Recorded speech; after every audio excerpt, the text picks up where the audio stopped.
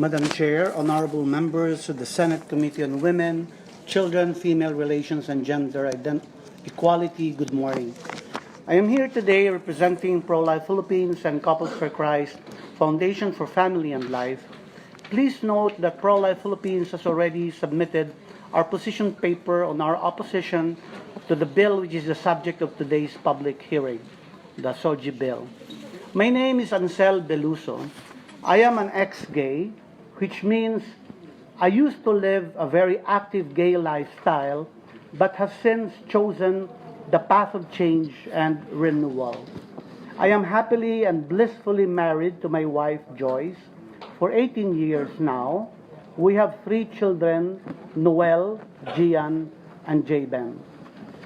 I have actually listed more than a dozen reasons why the entire Filipino nation should totally and unequivocally reject the SOGIE bill, but I want to zero in on just one this morning due to paucity of time. Madam Chair, I humbly and most respectfully submit that because of its official invention of special LGBTQI+ rights, the SOGIE bill, when enacted into law, shall forcibly engender and perpetuate a culture of lies, deceit, deception, and duplicity into the life of our country and people. If I may, Madam Chair, I'd like to mention only 4 of these lies. First lie: genitals do not determine sex and gender. Wrong. Truth is, genitals do determine sex and gender. Basic biology tells us that in humans, biological sex and gender is determined by 5 factors present at birth: the presence or absence of a Y chromosome, the type of gonads, the sex hormones, the internal genitalia, such as the uterus in females, and the external genitalia. Nowhere in any scientific journal or biology textbook can we find it said that sex and gender can be determined otherwise.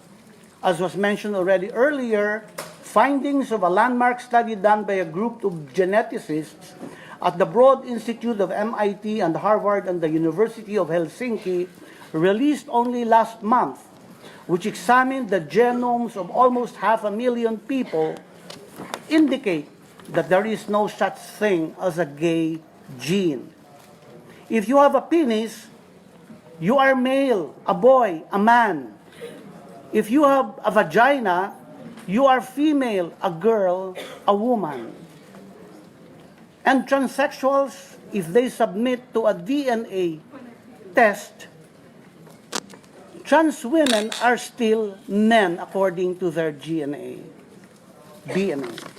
Second lie: if a person has a homosexual orientation, the path to fullness of life is to embrace and live it out. Wrong.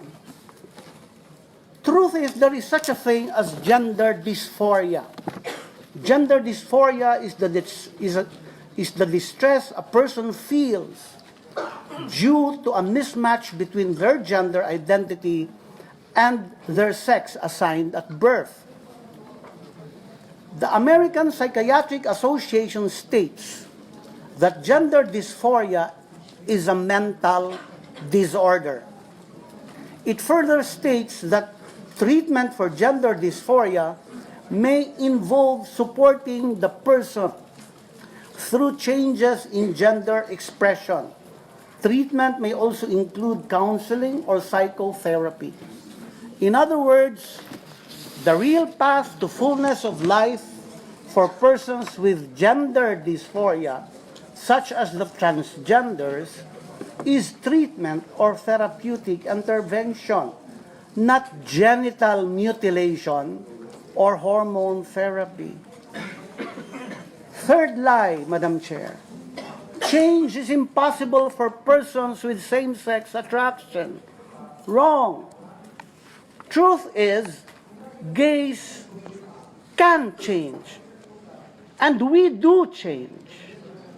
According to Dr. Lisa Diamond, a top researcher of the American Psychological Association and an avowed lesbian activist, sexuality desire is fluid.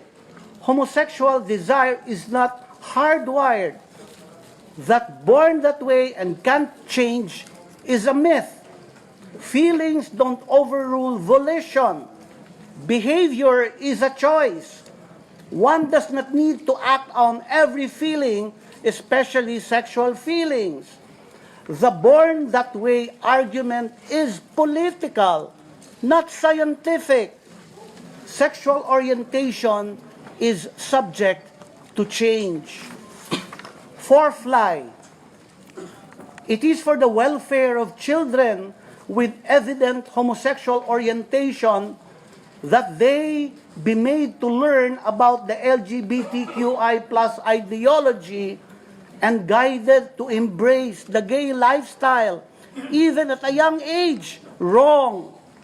Truth is, according to the document updated in September 2017 by Drs. Michelle Cretella and Quentin Van Meter, President and Vice President, respectively, of the American College of Pediatricians, as well as Dr. Paul McHugh, Distinguished Service Professor of Psychiatry at Johns Hopkins Medical School, raising children in an environment that espouses, promotes, propagates, and institutionalizes the so-called gender ideology actually harms them.